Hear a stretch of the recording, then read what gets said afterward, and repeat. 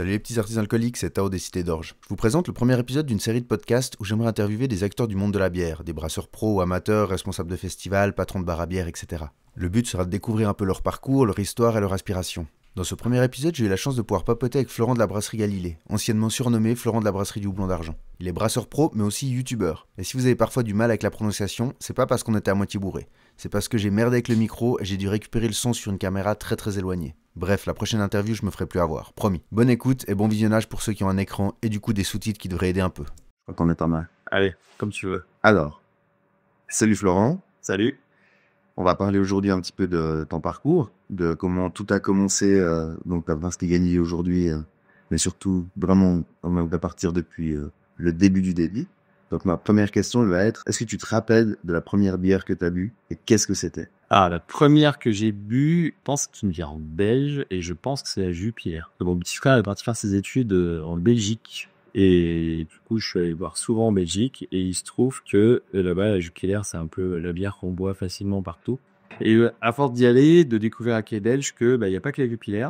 Et donc on en est dans des endroits comme le Louvret où il y a genre 4 pots de bière avec le gros livre de bière à choisir hein. Et j'aimais bien ce côté goûter des trucs, voilà, et à chaque fois, je me disais, waouh, c'est quand même fou ce qu'on peut faire. Alors, plein de trucs pas bons, j'ai goûté, ou capable mon palais. Et à chaque fois, je dis, ah, c'est quand même cool. Et on passe par les phases où on a l'impression de tout connaître, alors que t'as bu une triple carmélite, quoi. Et tu te dis, là, j'ai bu le Graal, tu vois, et ça a été mon Graal pendant, 2-3 ans, je pense, facilement, ma jeunesse, où j'avais tendance à boire quasiment que des bières belges. Et le Graal, c'était la triple carmélite. Ok, mais du coup, ça veut dire que ta première bière, tu l'as déjà appréciée. Jupiler, non, je veux dire. Alors, assez vite, autant on est passé à autre chose, que j'ai la chance des amis belges qui sont vraiment amateurs de bière, belges d'ABI, qui t'emmènent vraiment avec des petites productions. Donc, assez vite, je suis allé goûter des trucs beaucoup plus marrants que ça. Mais la première, plus le moment, tu sais, toi, je revois, j'imagine à peu près le moment, avec nos frères, mes parents, donc un peu familial, même entre nous. Si tu vois, je crois que je te dirais souvent, moi, j'associe vraiment la bière au partage. Et quand tu me parles d'une bière, généralement, je la connecte à un moment. Et donc là, je revois le moment, on était plutôt en famille. Je pense qu'on mangeait un américain de la Liège. Et ça, je suis quasiment sûr que c'était une Jupiler qu'on a bu ce jour-là. Gustativement, je dois te mentir, je pense pas que c'était fou. Et c'est ça, quand j'ai bu ma triple carmélite, je dis, ah, c'est différent, toi, il y a du goût, il y a un truc un peu plus marqué. Voilà, je pense c'est vraiment ce moment-là où je me suis dit, ça peut vraiment être sympa la bière, que de passer à juste, on boit un truc pour boire et il y a du goût. Alors, c'est marrant parce que, en tant que brasseur aujourd'hui, la triple carmélite, tu peux pas te mentir, c'est plus dans l'eau. Mais tu sais, comme quand peut-être tu fais du sport aussi. Quand tu fais du sport, je connais genre ton premier 10 km, t'as l'impression que t'as fait un truc monstrueux. Et puis le jour où t'arrives à faire un marathon, te rendre que ton 10 km, en fait, c'est vraiment ça. C'est vraiment ma toute première marche qui est finalement la plus haute que t'as à passer. Et là, maintenant, j'ai la chance de goûter des trucs exceptionnels assez souvent. Et ouais, effectivement, quand j'ai des clients qui me disent qu'ils aiment bien la triple carmélite, ça me fait sourire parce que je me revois il y a 15 ans. Ouais, du coup, t'avais quel âge cette première bière où vraiment tu t'es dit, ok, c'est quelque chose de pas mal, et puis... Alors, moi, j'ai pas bu d'alcool pendant assez longtemps, genre 20 ans, je crois que je buvais, mais à zéro, mais pas loin. Parce que, je te suis très con, mais dans la famille, il y avait quelques problèmes d'alcoolémie. Et donc, de ce côté-là, de se dire que je veux pas aller là-dessus. Et donc, tant que t'es jeune, tu sais pas trop ce que ça veut dire, en fait. Et je pense que, tu sais, mes parents et peut-être mes oncles qui m'ont pas mal aidé, justement, d'expliquer que l'alcool, c'est pas justement que le côté alcoolique. C'est qu'à le côté partage et surtout t'as le côté gustatif où tu peux vraiment aller chercher des trucs cool, croquants. Alors, je veux aussi beaucoup de vin. Et bah, du coup, toi, ça a le parallèle d'avoir goûté des très grands vins. Ouais, je pense que ça m'a aussi aidé parce que je pense que j'ai grandi la même vitesse sur le vin que sur la bière. Et je goûte des deux côtés et j'ai la chance de goûter des trucs exceptionnels des deux côtés. Et du coup, t'as vécu ton palais et effectivement, ça fait sourire quand, aujourd'hui, je vois ce que je trouvais très bon, que ce soit en vin ou en bière il y a 15 ans. Et donc, quand j'avais 25 ans, hein, et ce que je peux boire maintenant. Ok. Et du coup, alors, t'as commencé à boire des bières belges. Oui. Jusqu'à un certain moment, et qu'il y a eu un jour où tu t'es dit, je vais brasser ma propre bière. Alors, ça arrivait assez vite après. J'habitais en appartement. Et je me suis dit, tu sais, j'ai acheté les mélasse. Je sais pas ce que c'est dans des espèces de... Je sais pas, c'est vraiment de la mélasse. Et tu fais ça en une semaine. Et ma première, j'ai fait comme ça. Et très vite, je me suis dit, c'est bien empli de la bière. Ça fait très industriel. Et je vais essayer de la booster un peu. Donc, je vais en racheter d'autres. Et j'ai rajouté des ingrédients dedans.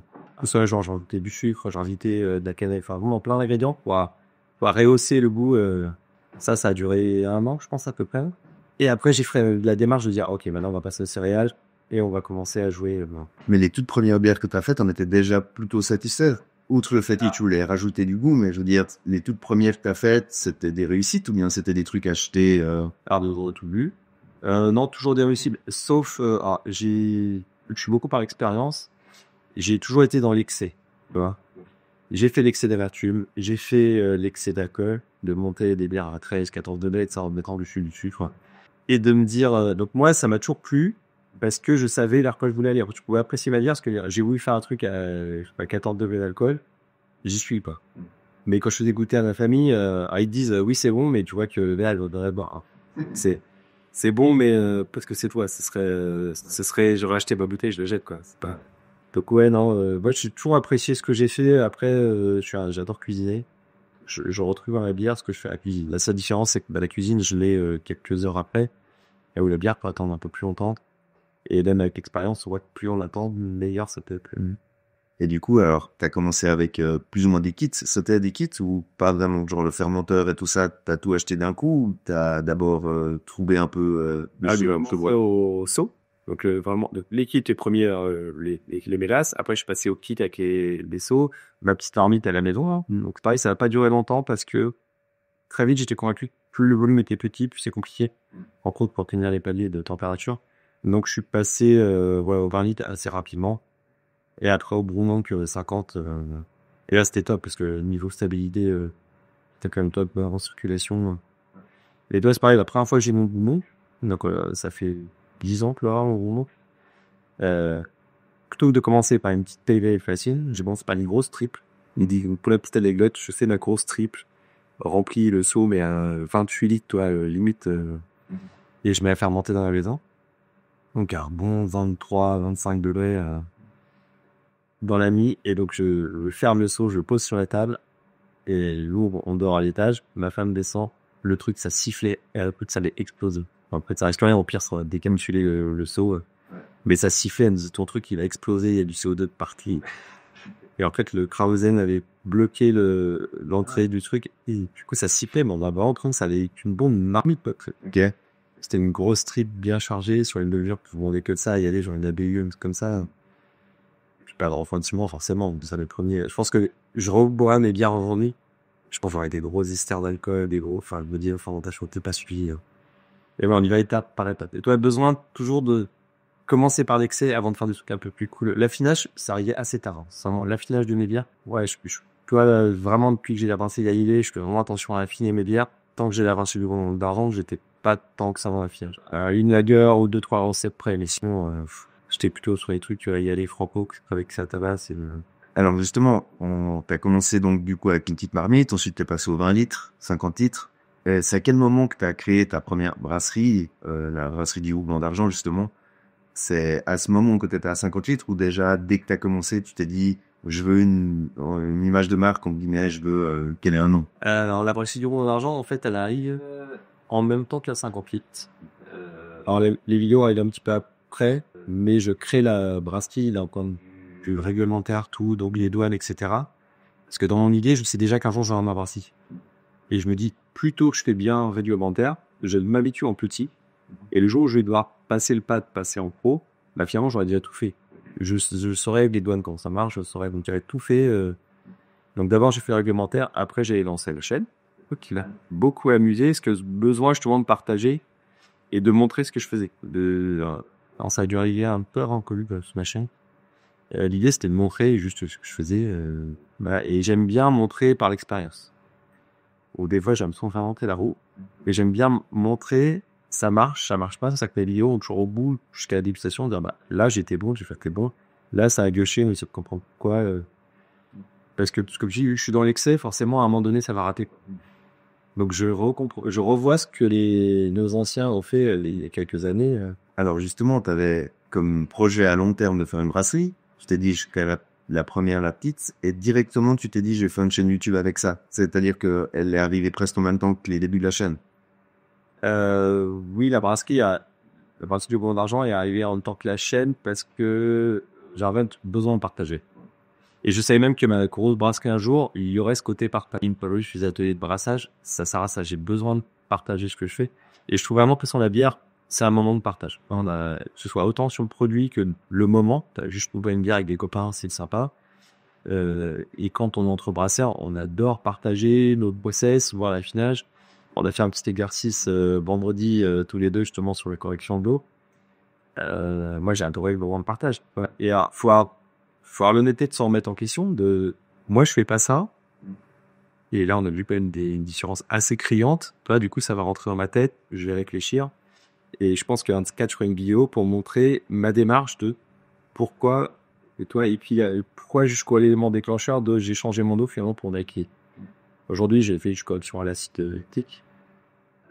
Quand je jouais avec les 3 corrections, on a fait dans la balance, c'est à lourd. Et sur les premières prémices de ce qu'on a vu, de ce qu'on a mis en fermenteur, il y a clairement une niche. Et donc, il y en a plein qui vont dire, bah oui, c'est évident, vraiment là-haut. Oui, mais moi, je le fais par l'expérience. Je vais pouvoir montrer la différence que moi, j'ai vécue, toi. Ah, c'est très cool. Du coup, la brasserie du Houblon d'Argent, elle s'est arrêtée au moment où il y a eu le début de la brasserie Galilée, c'est ça? Alors, c'est un flou que j'ai aujourd'hui, puisqu'elle existe encore, la chaîne s'appelle Brasserie du Houblon d'Argent. Il y a un mix entre les deux aujourd'hui, donc je vais peut-être le clarifier dans les semaines qui viennent. Moi, ça me dérange pas. C'est ça que je me dis pour les nouveaux qui arrivent sur ma chaîne, ils peut-être comprennent pas pourquoi il y a 2 noms de brasserie. Alors que c'est vraiment 2 entités différentes. Là, j'ai 2 sirettes, donc 2 entités juridiques différentes. Je sais pas, au début, je voulais pas trop mélanger mes 2 brasseries, puis en fait, finalement, c'est le même brasseur. De toute façon, que dans le sens qu'on veut, si demain je vais faire une autre brasserie, finalement, donc oui, il y aura du bien clarifier ce côté-là. Bon, aujourd'hui, les 2 brasseries existent, mais d'un point de vue juridique, il n'y en a plus. Ok. Mais là, il n'y a plus de bière de la brasserie du Houblon d'Argent, ça n'existe plus. Il en reste quelques-unes dans la cave, mais non, sinon, il y a plus de production là-dessus. Ça a manqué la brasserie Galilée qui produit produit. Ok, du coup, quand tu as eu le début de la brasserie Galilée, t'es parti sur quelle quantité de brassins? Alors, on était autour des, depuis cette bêtise, 20 hectos annuels. Et du coup, les cuves de repatage, tu faisais combien de litres? C'était du 100? C'était du 50. Alors 50. Plus gros fermenteur, c'était en 50. Mais souvent, ce que je faisais, c'était mon 50, je le pends en 2. Et je mettais pas la même levure dans la. Ça m'a permis de tester un nombre de levures monstrueuses. Ce qui est bien d'avoir fait ça, c'est que j'ai testé un nombre de recettes colossales avant de commencer le mode brasserie. Donc, quand j'ai lancé la brasserie Galilée, en fait, j'avais déjà, t'aimes pas 100 recettes, t'es pas loin, quoi. Parce que je passais mon temps à tester des trucs, et des conclusions où tu dis, bah, ça, je vais faire dans la brasserie, ça, je vais pas faire. Alors, pareil que j'ai revu, ma première recette que j'avais designée, la brasserie du Houblon d'Argent, quand je suis arrivé à la brasserie Galilée, c'était pas ça que je voulais. Parce que les temps de process sont très différents entre un bon de 50 litres et une Polsi 500. C'est complètement différent. Si demain je veux changer de matos, ça va être vague problématique. Parce que réécrire les recettes par rapport à ton process, c'est pas, non, c'est pas si simple. C'est pour ça que j'ai beaucoup de varioping. Le varioping, tu sécurises la partie complexe autour du lot. Et de toute façon, tu vas faire ton varioping, que ce soit une Polsi 500, 50 litres finalement, ouais, t'en fous un peu quand c'est pas. Et du coup, alors ton Polsinelli 500, tu l'as eu en même temps que la brasserie? Ouais, des propos j'ai lancé la brasserie Galilée, la commande a été faite pour ma petite 500.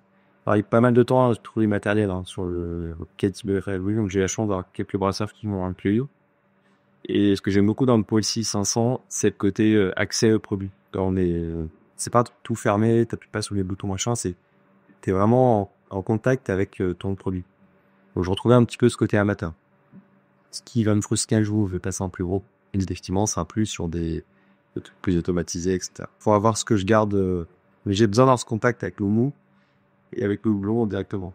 C'est vrai qu'on a encore vraiment accès à tout sur un Polsinelli, c'est-à-dire qu'on peut même presque porter la cuve, quoi. C'est un truc qu'il n'y a pas une fois que tout est en place, que ça bouge plus et que t'es avec des gros tuyaux fixes.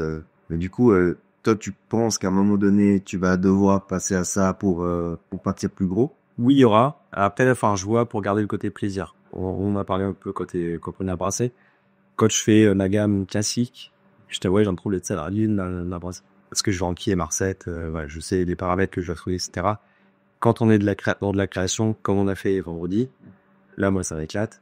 Parce que on va pouvoir aller jouer l'imprévu, on va pouvoir attendre des trucs c'est bouché. Moi, ça me fait marrer de me dire, là, on est dans le process, dans un peu d'incertitude. Et il y a un côté frustrant, enfin, attendre un an pour voir ce que ça donne. Mais voilà, c'est ça qui m'anime, en fait, c'est le côté création, partage qu'on a pu avoir. tant qu'il y aura ça, ça ira. Le jour où je dois passer en gros et balancer que du volume, ouais, il va falloir que je vois, soit trouver un palliatif. Alors mes ateliers de brassage sont bien pour ça, parce qu'en fait, ils en créent 2 par mois. Et à chaque fois, j'ai l'impression que je réinvente. Alors, j'aurais du mal à me faire 4 dans le mois, parce que au bout d'un moment, t'as un truc qui te répète tout le temps. Et les gens qui viennent, c'est pas les mêmes.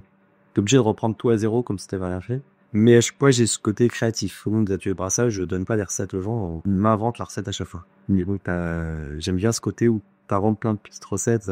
Même si toi, le retour de l'expérience, c'est que les gens vont tous dans le même type de recette. T'es sur une blonde, légèrement caramélisée, ou bleu nœud comète. Et je veux dire, c'est 80% trucs qu'on fait. Donc dès que j'en ai un qui me fait ne serait-ce qu'une blanche, je suis content. Ça va changer, c'est bien. On va pouvoir faire un petit... Et du coup, expliquer autre chose et... Ouais, alors justement, juste pour dire 2 mots sur ce atelier brassage, en gros, t'as ta brasserie dans laquelle tu brasses, ensuite, en parallèle, tu apprends aux gens à faire sur des petits manques de 20 litres tranquille. Ouais, ça en 120 litres. Exactement. Et du coup, ces gens-là vont payer un prix qui vont permettre de non seulement brasser, mais surtout de garder, que toi tu gardes leur fermentation, tu la prépares et à la fin ils repartent avec leurs produits finis. Après, je pense que le truc qui repart vraiment, c'est ce que je te vois, c'est le côté fierté de se dire, je vais faire goûter à des copains notre bière et dès qu'ils ont leur fiche de ce qu'ils ont fait et pouvoir expliquer ce qu'ils ont fait. De dire, toi, ma bière, elle sent caramel parce que j'ai dit ça. Ma bière, tu sens, elle est sèche parce qu'on a fait tel empâtage, on a mis tel levure. Et là, je trouve ça plutôt sympa de juste en reconnaissance globale en fait sur la bière qui est montée d'un cran. Et juste ça, déjà, c'est génial. D'ailleurs, je crois on leur dit, on est plutôt sur de la formation que sur le produit. Ils sont contents de partir avec une de bière, on va pas se mentir. Mais plus sur le côté apprentissage. Je pense que c'est plutôt ça. Et j'ai beaucoup de gens entre mes dossiers qui passent en famille. J'ai 2 frères qui sont venus, ils ont remis leur papa, ils m'ont dit c'est la première fois, on est content d'offrir un truc à notre père. Parce qu'on peut-être c'est un monsieur qui a tout. Sauf ce qu'il a pas, c'est une journée avec son papa. Ils se sont retrouvés les 3, ils ont passé un super moment, ils ont noté des trucs. Et voilà, c'est aussi ça l'atelier brassage, parce que c'est pas juste le côté produit, ou c'est aussi le moment partage convivial. Et ça, la bière est très appropriée. Toute la société qui se retrouve autour d'une bière. Aussi bien un châtelain que quelqu'un plus modeste. Tout le monde se retrouve autour d'une bière. Et tout le monde a la capacité de comprendre comment on fait une bière. Finalement, c'est très simple de faire de la bière. Ça existe depuis 100 ans là. Après, faire une bonne bière, c'est compliqué. Une très bonne bière, encore plus compliqué. Et la faire plusieurs fois, c'est encore plus compliqué. Mais faire de la bière, c'est très simple. Tu mettrais de l'orge avec dehors, ça sortirait un truc qui ressemblerait à de la bière. Hein. C'est pas vrai, mais ça ressemblerait. Mais techniquement, ça pourrait même être de la bière. Et donc, si tu dis t'es sur un produit simple, que tu peux vite jouer dessus et passer un bon moment autour de ça. Et moi, mes ateliers, du coup, je les adapte un petit peu à ça. J'essaie de... Alors, on effleure quand même le sujet. Les gens ont l'impression qu'effectivement, je passe ma vie à faire des trucs simples. Et souvent, je suis dans la cité, non, moi, je corrige tout en plus, j'ai des trucs en plus à mesurer, machin. On fait pas pendant l'atelier parce que ce serait juste un petit peu lourd. Mais si repartent avec l'idée de la bière, c'est facile à faire, déjà, c'est bien. Après, ils peuvent apprendre à ce sujet. Mais moi, du coup, ça fait plus de 15 ans que je brasse maintenant. Et j'en apprends encore, caché, on a fait des corrections d'eau. Je connais les corrections d'eau. Et toi, de pratiquer, de faire, ça change. C'est la deuxième fois que je le fais, j'avais fait le Naipac à Collen, on avait aussi corrigé l'eau. Mais toi, ça m'avait moins fait un déclic que ce qu'on a fait là vendredi. Donc on verra le retour, faut que je digère l'autre flux, le temps. Mais chez mon collègue, peut-être parce qu'on était chez lui et qu'on n'était pas chez moi, peut-être parce que c'est une plus fabrique, c'est une ponte scène, on voit moins ce qui se passe, et surtout on était dans son process normal parce que lui corrige systématiquement. Que là on était chez moi et on a corrigé mon dos. Donc j'ai vraiment pu voir la différence. Pas qu'on a fait en patage, c'est tout de suite visuellement, je voyais en patage, l'action, la mousse, c'était impressionnant. Alors on était sur des recettes maltais que je fais toutes les semaines. Ouais, c'est plus cool de pouvoir même après 15 ans tout d'un coup boire des choses qu'on s'attend pas. Donc c'est chouette aussi d'être ouvert à ça, parce que on a vite tendance à, une fois qu'on a un process et qu'on le connaît et qu'on obtient un produit dont on est content, de pas forcément chercher à changer. Mais du coup ouais, c'est très chouette d'être heureux. J'ai des collègues comme ça, j'en ai un en tête là. Ça, pour moi, techniquement, je pense que c'est le meilleur brasseur que j'ai lu. Et c'est vraiment, il est enfermé dans son process, mais il va te l'affiner, et du coup ses bières sont d'une qualité, elle est juste exceptionnelle, donc très peu de recettes pour le coup, mais une réputabilité, mais pour un artisan, c'est exceptionnel. Et lui, il a pas ce côté que moi je peux facilement assumer d'un petit peu plus hasardeux, toi, d'aller jouer avec des trucs. Lui, vraiment, et l'expérience, on est très opposés là-dessus, on s'entend super bien. Et d'ailleurs, quand moi j'ai des questions très pointues, j'ai vite me renseigner au prévu parce que je me dis, lui, il a tellement été dans la profondeur du sujet qu'il va au moins m'aiguiller sur vers quoi aller, quoi. Par contre, à côté de ça, il va passer à côté de certains sujets parce que, vu qu'il va pas avoir un côté expérimental que moi je vais avoir. Alors récemment, là, j'ai eu des soucis de creep. Lui, ça il peut pas avoir parce qu'il a appliqué toutes les règles à la base. Il a pas fait de truc expérimental avec une levure qu'il avait pas avec. Ça que moi, ça je peux m'autoriser pour arriver à la conclusion que le produit est cool, mais c'est pas répétable, tout comme ça. Lui, ça il a poussé.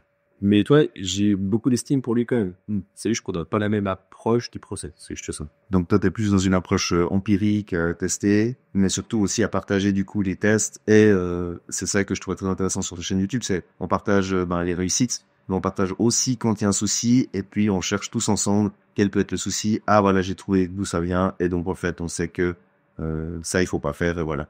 Mais justement, je voulais rebondir un petit peu sur la chaîne. Quand tu as commencé cette chaîne, moi, je suis tombé dessus quand j'ai commencé à m'intéresser au brassage. Puis évidemment, j'ai vu il y avait beaucoup de vidéos, beaucoup de contenu. C'était toujours très franc vis-à-vis de plein de sujets qui sont généralement un peu tabous, sans parler vraiment de grands tabous, mais ça parle pas souvent de combien d'argent ça coûte, combien d'argent on peut gagner, comment créer une société, quels sont les problèmes qu'on peut avoir quand on a une société, quand on a un contrôle d'hygiène, des choses comme ça. Et du coup, je voulais savoir si ton but, c'est de continuer à garder cette chaîne comme ça, de continuer à partager ce même type de contenu, ou si tu penses que à un moment quand ça va devenir peut-être trop professionnel, devenir plus professionnel, si tu devras peut-être changer un petit peu la direction. Alors, est-ce que ça, c'est pas naturel? Toi, la direction, si je changerais naturellement. Je pense que le début de la chaîne est très sur le brassage amateur. J'ai quasiment plus rien en brassage amateur, même si j'ai plus de brasseurs amateurs qui me suivent parce que ils voient le côté pro justement, et moi je monte pas en verre de décor, donc de voir la marche qui est entre les deux finalement, ça va plutôt intéressant. Et les problèmes de process que j'ai en pro, ils peuvent rencontrer en amateur, voir sur les amateurs, c'est le qu'on peut répondre parce qu'eux peuvent se permettre des trucs pointus que ce que toi tu feras en pro. Donc la chaîne, est-ce qu'elle va évoluer? Oui, forcément. Je veux garder la partie accompagnement des nouveaux brasseurs parce que pour deux raisons. Je veux pas tuer les projets dans l'autre parce que c'est des projets de vie généralement. À l'inverse, je veux pas que les personnes, ils voient la chose trop belle. Et du coup, ils se disent, ça va être génial, je vais brasser, je leur offrir la vraie vie du truc. Après, systématiquement, avoir du ton pour le lait, c'est pas le mien. Donc, tu peux avoir une idée géniale que j'ai pas eue. Par contre, je connais beaucoup de monde et je peux te montrer un projet un peu similaire de ce que t'as vu. Et tiens, ce matin, j'ai reçu un texto un message là, j'ai eu. Je vais te montrer le truc. Quand il m'a montré son projet, le loyer, genre à 3 000 €. Je me dis, il va falloir pas en vendre quand même. Et du coup, on creuse un peu son truc. Et sur ces volumes, j'étais impressionné par le nombre de volumes qu'il mettait. J'ai dit, mais moi, pour atteindre ces volumes-là, en fait, j'ai dit, putain. Et en fait, il fait beaucoup de red party et tout comme ça. Donc, il est super animaux. Et il travaille avec des associations red party qui, eux, cherchent des lieux comme il a besoin. Du coup, nous, le loyer de 3 000 €, ce qu'il a dans un gros espace. En fait, il a déjà son marché. Là, du coup, l'idée devient géniale. Voilà. Et je me dis, là, faut que tu dimensionnes bien ton matos, en fait que je peux l'aider, lui dire, tiens, voir peut-être les matos, réfléchis à la cuve de service, où j'ai pu apporter des trucs que j'ai pu voir ailleurs, sur un business que moi, j'avais même pas imaginé. Mais, toi, son business plan, et souvent, quand j'accompagne des brasseurs, il n'y a pas de mauvaise idée, c'est juste, ça doit coller à la demande. Et moi, je vais toujours donner des conseils, et j'en dirai toujours, ça va être ton projet, c'est toi qui vas mettre l'argent. Voilà, c'est toi qui seras le décideur de toute façon. Mais je peux éviter un écueil ou amener une réflexion, toi. Juste ça, moi, je vous dis, c'est bien. Et ma chaîne, je pense, je vais vraiment la tourner autour de ça. Une grosse partie, je veux dire, autour du business. Et après, je suis un passionné de process. Je continuerai à partager mon process, surtout quand j'ai des trucs qui vont pas. Parce que c'est trop souvent, on monte tout ce qui se passe bien. Mais en vrai, un bon brassage, il y a un truc qui va pas bien se passer. Et puis, il y a tellement de nouveautés aussi à tester. Alors, des trucs... comme quand j'avais testé la cuvette Boss la première fois à la brasserie. Elle était déjà sortie depuis quelques années, mais tant que moi je l'y mette, c'est pareil quand tu auras une nouveauté, quand elle est peut-être pas une super nouveauté, qu'on a oublié depuis 10 ans, mais moi j'aurais besoin de le partager. Et si c'est pareil de la rendre accessible au plus grand nombre, c'est bien. Donc ça, je veux vraiment maintenir les deux pans, comme côté un peu business et le côté un peu test produit. S'il y a tellement de trucs à tester en brasserie que... Aujourd'hui, tu dirais que c'est une bonne idée de se lancer dans la bière en sachant que il y a beaucoup d'outils qui sont sortis qui facilitent un petit peu tout ça. Donc comment brasser, mais aussi comment avoir des produits qui fonctionnent bien, qui soient à la mode et tout ça.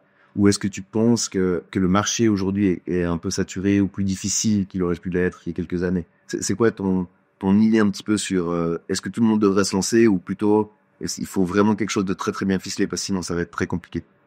En fait, il fallait déjà un truc très bien ficelé, ouais, qu'on voit. Par contre, c'est en train de se tasser. Vraiment, on remarque que c'est en train de se tasser, mais donc aujourd'hui, le marché, on va dire en volume, on est à peu près à 95% industriel, 5% artisanal, le complet créatif. Les industriels ont acheté quelques brasseries artisanales, donc c'est pas une qui a un marché qui existe. Ce qui est sûr en artisanal, c'est que si on prend le marché tel qu'il est aujourd'hui, on va aller dans le mur. Ça, c'est sûr. Par contre, on a le gros avantage qu'on est que 10 structures et donc on a la capacité de rectifier le tir et aller là où le consommateur est. Et surtout, la vérité de cette année, pas économiquement, c'est peut-être moins florissant qu'il y a quelques années, mais ce sera peut-être pas le cas dans 3 ans. Parce que dans 3 ans, on va retrouver un truc hyper florissant. Par contre, nous, on peut changer nos habitudes. Effectivement, si tu attends que les clients viennent à ta brasserie et que tu fasses des bonnes marges dessus, ça va peut-être être compliqué. Par contre, si tu vas aller chercher là où ils sont en grande surface, avec des produits peut-être un petit peu différents, moi, mon sentiment, c'est que les prochains mois sont là. On se passe en grande surface. Les gens, le côté je vais dans les petits artisans, tout ça, ça s'est bien passé. Peut-être soit par le portefeuille, parce que pas le temps, on sait rien, mais ouais, ça m'a fait gagner moins. Également, pour acheter la bière, par contre, ils aiment bien venir faire la fête. Ouais. Donc si moi je fais beaucoup d'événements à brasserie, quand je fais un événement, pour le coup, j'ai dû répondre. Les gens, ils viennent passer un moment et ils sont très contents. Pour le coup, c'est le jour où ils vont même m'acheter des produits pour ramener à la maison. Ils s'autorisent, ouais, en tout cas, une sortie avec un peu de dépenses. Donc si tu maintiens ton marché tel qu'il était il y a 3 ans, ou même ce qu'on a en ce moment, effectivement, je pense que tu peux aller dans le mur. Si tu adaptes ton marché à une demande, et là, je te dis, c'est bête, j'ai encore en tête ce truc de rave party, là, je me dis, ouais, oui, il a son marché. Combien de temps ça durera? Ça se trouve, mais dans 2 ans, c'est interdit, il va falloir qu'il sera à vente, ou dans 2 ans, c'est du cas à la mode, toi. Donc, soit il est pionnier dans le truc, soit, mais là, tous les cas, il faudra qu'il ajuste son distribution. Ce qui est sûr, c'est que ça va changer. Ouais, donc tu dis en gros que finalement, il reste encore beaucoup de parts de marché à prendre aux industriels, entre guillemets, mais que le seul avantage, ça sera de pouvoir s'adapter plus facilement à des changements d'attitude des clients vis-à-vis de comment ils consomment la bière. Oui, c'est exactement ça. Et du coup, faut pas hésiter à tester. On me parle souvent de la bière sans alcool. Moi, pour le moment, je considère que c'est une fausse bonne idée. J'ai 2-3 collègues qui font, ils disent, ouais, on passe 18 aux parents, machin. Moi, quand je vois les contraintes process que c'est, je pense que ça m'apporterait en termes de marché. Aujourd'hui, je préfère amener mes clients sur des bières sans alcool, des bonnes bières sans alcool que j'ai goûtées, plutôt que moi, me lancer dedans et faire un truc sympa bon et pour essayer de répondre à une demande qui, en plus, j'ai pas sentiment qu'il existe. J'ai plutôt pensé une gamme de soft pour répondre à cette partie-là. Sur le sans gluten, c'est pareil. J'ai une demande de temps en temps. Je ne rends pas un grand marché. Je pense que je vais m'amuser à en faire une, parce que ça, d'un point de process, c'est plus simple. Et je vous dis pourquoi pas, mais elle ce sera pas une bière sans gluten en priorité. Je vais avoir une bière au sorgho qui sera de fait sans gluten. Mais je peux faire une bière sans gluten. Et d'ailleurs, les gens qui aiment le sans gluten, enfin qui peuvent boire sans gluten, c'est pas dit qu'ils aiment la bière. Parce que ça a été une bière assez complexe, le sorgho étant assez marqué quand même en termes de céréales. Donc ça se trouve, je vais même pas répondre à ces gens-là. Mais toi, c'est pas très grave. En fait, chacun doit se trouver son canal. Nous, on teste beaucoup de marchés. Jusqu'à présent, on n'a pas raté trop de marchés, donc du coup, on a une croissance assez forte. Mais je suis conscient qu'il y a ça que je vais tester. Et ça va pas marcher. Toi, j'ai lancé une ateliers de brassage, ça aurait pu ne pas marcher. C'est pas grave. Je passe à autre chose, toi. Tu t'épuises pas à investir. Des fois, tester les marchés, puis tu vois si tu réponds mieux. Et si tu réponds mieux, soit ça va dans tes valeurs, et dans ce cas, tu peux y aller. Je pense à la grande surface, entre autres. J'ai des collègues de la grande surface, pour eux, c'est impossible, c'est pas dans leur valeur. Du coup, ils diront pas. Justement, je voulais rebondir un petit peu là-dessus. Parler un petit peu de la gamme que tu fais, parce que tu as une brasserie artisanale qui brasse justement des produits spécifiques artisanaux, mais tu commences justement à regarder pour offrir aussi une gamme qui serait un peu différente, un peu plus pour au bout du grand public exactement, ou pour au bout des consommateurs qui seraient en grande surface et qui cherchent pas particulièrement à avoir une bière très artisanale, mais qui se disent elle est là, elle est à portée de main, je prends, j'essaye. Oui, c'est quand on a réfléchi à rentrer dans les grandes surfaces, ce qui était sûr, c'est que je pouvais pas y aller avec ma gamme de tous les jours, parce que ma gamme de tous les jours, vu qu'elle est complète, ça devait être expliqué. On a plutôt fait une gamme finalement plus grand public, où si tu vas acheter ma blanche, par exemple, grande surface, tu vas tomber sur ma blanche. Si tu achètes ma blanche chez le caviste, On voit que je t'explique pourquoi elle est pas blanche, pourquoi elle est très dorée, pas avant d'études en vrai. Bref, je te raconte un petit peu l'histoire qu'il y a autour. Sinon, ça marche pas. La gamme grande surface. Alors, souvent, j'entends gamme grande surface, plus de taille. Plus sur les prix. Il n'y a pas d'histoire de prix. Les grandes surfaces, en fait, ils achètent pas nos produits pour le prix. Aucune négociation. Eux, ce qu'ils veulent, c'est le côté local. Et donc, par contre, on doit répondre à ça. C'est effectivement, moi, ma gamme grande surface, je prends du houblon à 10 000 raspi, je prends mon Malp à 40 000 d'avancée. Donc, je veux vraiment, il n'y a pas du côté américain. Je peux mettre très sympa en termes de houblon. Mais je me disais, ça n'avait pas de sens, pas dans ce que je voulais proposer en grande surface. Donc, ouais, tu dois vraiment dissocier les deux gammes. Pour moi, c'était vraiment important. Et surtout pour nos cavistes qu'on a en clients historiques, de leur dire, on va arriver en grande surface, on va mettre les mêmes bières qui sont, juste par les poètes, moins chères en grande surface. Enfin, on perd le sens en tête de ce qu'on a fait. Donc ça, j'ai vraiment fait attention de distinguer les deux. Et nos cavistes sont très contents. Du coup, quand on rentre en grande surface, déjà, c'est que ça met une assise pour la venderie. Donc ça les rassure aussi de se dire, quand eux ne commandent pas pendant 2 mois parce que business va très bien, ils disent, moi, il n'y a que de l'argent qui rentre pas dans le prix parce que j'ai la cantine. Et ils voient aussi le changement des consommateurs aujourd'hui.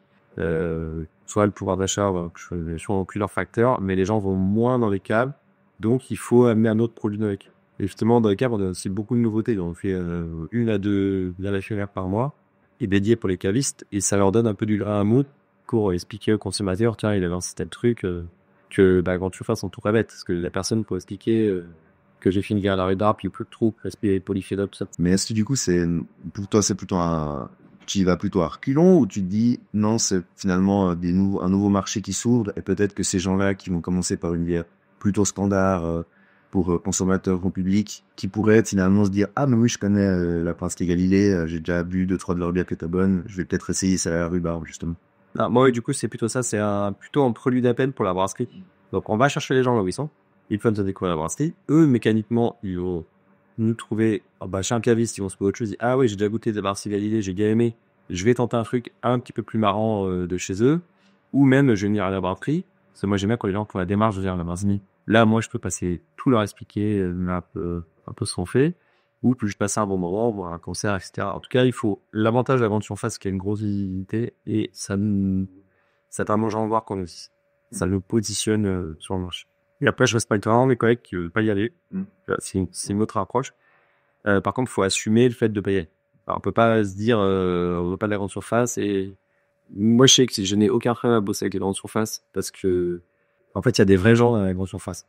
J'ai en tête des chefs de rayon dans des magasins. Et les gars, ils sont œnologues, quoi. Donc, c'est pas c'est des passionnés comme nous. Après, oui, ils ont un faux rayon à faire tourner. Voilà. Et par contre, ils ont un petit rayon là, où ils ont le droit de s'amuser un peu. Et c'est là-dessus, ils peuvent se retrouver. Ils sont pas en train de nous broyer. Non. Et moi, j'assure vraiment sur le côté tri. Ils sont, c'est un bon sujet parce que on n'est pas là pour leur faire du prix. Le prix, ils l'ont déjà sur tous les industriels. Ça, c'est bon. Nous, on est plutôt là pour montrer quand le CAIR dit je fais du local. Et ouais, il assume ce qu'il dit, il va au bout de son dit. Et après, faut admettre que je suis son marketing. Ouais, c'est juste ça. Mais finalement, tout le reste du temps, quand je vais en cave, je suis une marketing aussi. Donc c'est juste un choix qu'il faut assumer. Et je me dis, si ça peut me permettre de convertir 2-3 personnes, voilà, je crois. Du coup, c'est quoi à peu près ton pourcentage de verres, donc de bouteilles que tu fais par rapport à ce que tu fais en fût? Alors, si on raisonne en litres, on doit être à 40% en fût, 60% en verre. Dans le 60%, on va dire 10%, 75%, et le reste, vraiment 33%. L'autre fond, c'est vraiment le 33 centilitres. Le fût, c'est pareil, le fût, il faut te distinguer. Tu as plusieurs marchés dans le fût parce que toi, tu passes directement. Tu as ce que tu vends à des particuliers, ce que tu vends à des pros. C'est 3 trucs différents. C'est pareil en termes de prix d'appel, c'est pas mal pour les. Parce que quand tu arrives dans un bar, les gens s'habituent à ta bière. Ouais, pour le coup, ça peut faire écho. Et c'est pareil, on a 2 gammes, pareil, on a fait la même chose. Une gamme plus simple pour ceux qui veulent faire juste du festival, ils veulent passer du volume. Donc, ils ont introduit Cool, qui est pas aussi fat qu'une bière industrielle, mais qui est accessible pour tout le monde. Et par contre, pour les Warcraft, on a des trucs bien d'oreille où on peut se permettre soit des très gonnés, soit ça, on peut plus jouer sur ce truc-là. Parce que, encore une fois, ils vont expliquer ce qui sert. Donc, c'est plus ça. Tu parlais un petit peu aussi du côté événementiel de ta brasserie que tu aimes beaucoup et que tu aimerais absolument garder à l'avenir. est-ce que tu conseillerais aux brasseurs qui ont des brasseries d'essayer d'ouvrir un petit peu justement l'accès aux locaux, on va dire, et puis surtout offrir du coup de consommer la bière directement? On sait qu'il y a beaucoup de gens qui parlent un peu des taprooms en ce moment, c'est très à la mode. Toi, t'aimerais aller dans cette direction? Ah, moi, je rêve que chaque brasserie ça tape. Donc, au syndicat des brasseries indépendants, on s'est battu plusieurs années pour que on ait comme les vignerons mécaniquement notre licence. Donc ça sera actif au 1er juillet de cette année, 2025. Si on s'est battu pour ça, c'est qu'on est convaincu que le fait que les gens viennent directement à la brasserie, déjà la marge est meilleure, on va pas se mentir, mais surtout, c'est là où on explique le mieux notre produit. Donc oui, je pense que même la plus petite brasserie, si elle avait un petit espace de dégustation de sa bière ou de vendre sa bière en direct, je trouve ça vraiment bien. Et là, pour le coup, je suis pas le plus qui a marché. Parce que les gens, ils ont du mal à aller au bar, c'est moins intuitif que d'aller à une brasserie. On va pas au bar, on va boire de l'alcool. À une brasserie, on va faire de la gastronomie, en fait, parce que je vais te faire goûter des trucs que t'aurais pas goûté. Tu vas prendre une pinte d'un truc que t'aurais pas pris, toi, intuitivement. Tu vas pas juste boire une bière, en fait, tu viens goûter un truc, ou goûter plusieurs trucs. On a souvent des formules aussi comme ça où tu fais plein de petits verres. Moi, j'aime bien ce côté-là. Et si je suis Maurice, avec toutes les brasseries, mais la plus petite, et son petit espace de dégustation et de vente de bière sur place. Donc, c'est plutôt là-dessus, avec ma casquette, on va dire, brasserie indépendante, de pouvoir t'armer de ça. Donc, il y a la partie licence qui est faite, et il y a aussi tout le reste là, encore derrière. Et il y a une grosse partie d'accompagnement entre la partie réglementaire, on nous aide. Mais après, il y a la partie accompagnement des brasseries.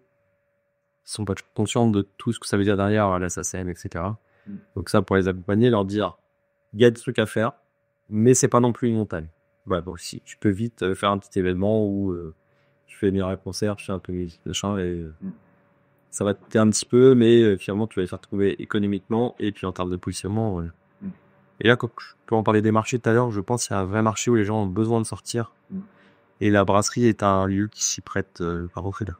Alors du coup, toi, tu es beaucoup dans le côté communautaire, on va dire. J'ai vu que quand tu fais partie de beaucoup d'associations, tu essaies de lancer plein de projets ou tu essaies de rassembler toutes les micro-brasseries, nano-brasseries ou même un petit peu plus gros, mais juste essayer que tout le monde s'entraide.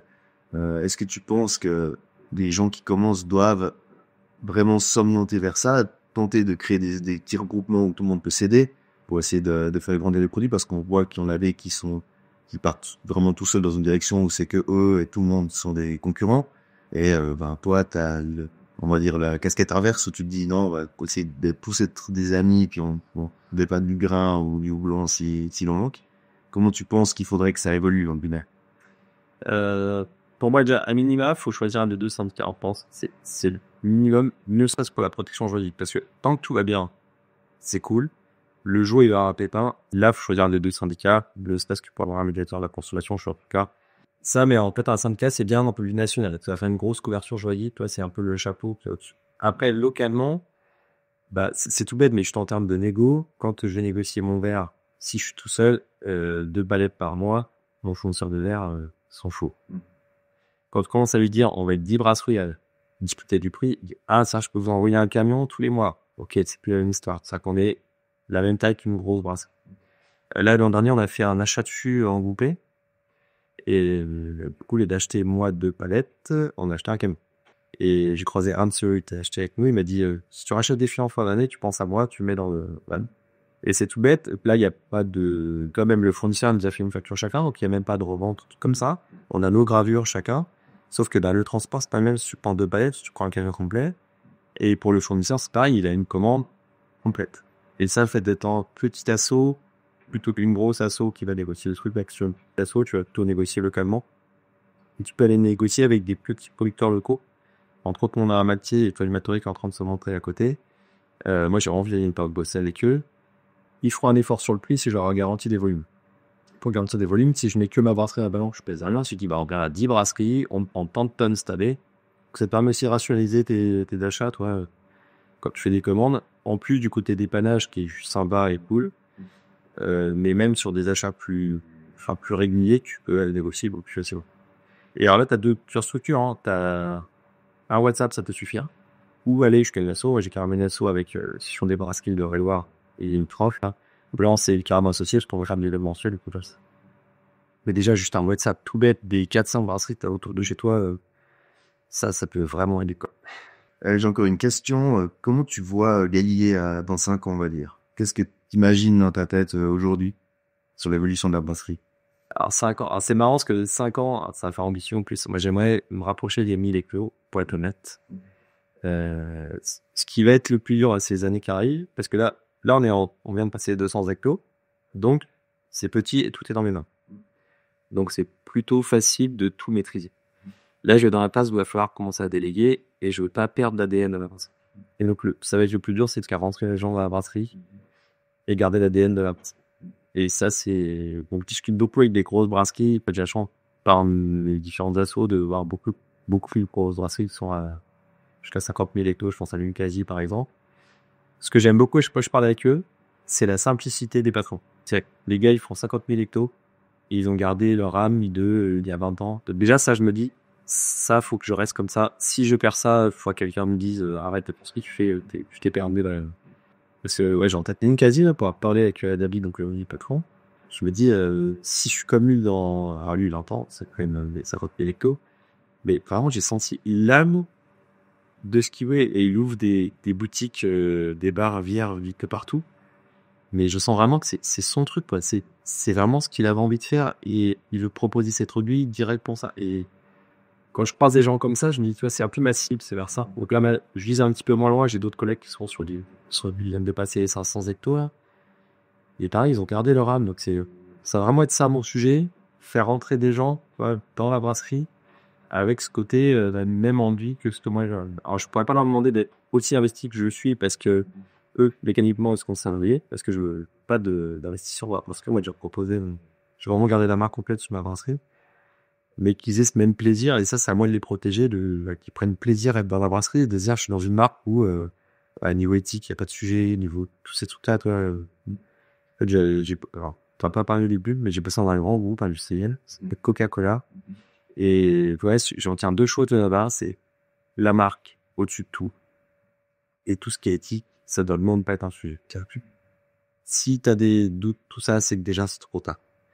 Donc tout ça, ça doit être un bon sujet. Tu vois, tu dois vraiment avoir des gens qui sont bien d'un point de vue éthique, ils ne doivent pas se poser la question de ouais, on va quand même détruire des produits parce que machin. Bon. Tu dois bien dormir la nuit là-dessus. Ouais, j'ai un très bon sommeil, je sais ce que je fais, je sais ce que j'envoie sur le marché, et c'est ça que je suis assez à l'aise pour expliquer quand il va pas. Parce que je sais ce que j'ai fait sur tout ce qui va pas. Peut-être t'as le droit de te tromper, c'est pas grave. C'est qu'est-ce que tu fais quand tu t'es trompé. Et ça, je veux vraiment garder dans l'ADN de l'avancée. Et c'est ça qui va être le plus dur, parce que quelqu'un qui va me faire plaisir, on va masquer ce qu'il a fait. Donc il faut que ce soit dans un environnement où ils se sentent à l'aise pour me dire, ouais, là j'ai fait une connerie, comment on corrige. Bon, ouais, 1000 hectos, ça me plairait. Bah cool, écoute, c'est tout ce qu'on te souhaite en tout cas. Puis merci d'avoir répondu franchement à ces quelques questions. Ouais, c'était vraiment un plaisir. Et puis encore merci toi d'avoir tous tes placements depuis les Suisses, parce que c'était vraiment cool. Et du coup, pour rappeler que tu as gagné notre concours de brasseur amateur, et c'est très mérité, parce que ta bière était exceptionnelle. Moi, je l'ai trouvé exceptionnel, j'en ai trouvé d'autres exceptionnels. Là, c'était unanime sur le groupe de 8-10 personnes qu'on avait. Donc, le challenge que tu m'as mis, c'est qu'elle soit aussi bonne, celle qu'on a fait chez Bois, que ce que toi, tu avais pu produire. Ouais. Et ça, c'était vraiment... Merci beaucoup, mais en tout cas, franchement, ça se présente bien. Donc, on se réjouit de la lutter il y a quelques... Très, j'ai hâte de travailler. Merci. Merci à toi.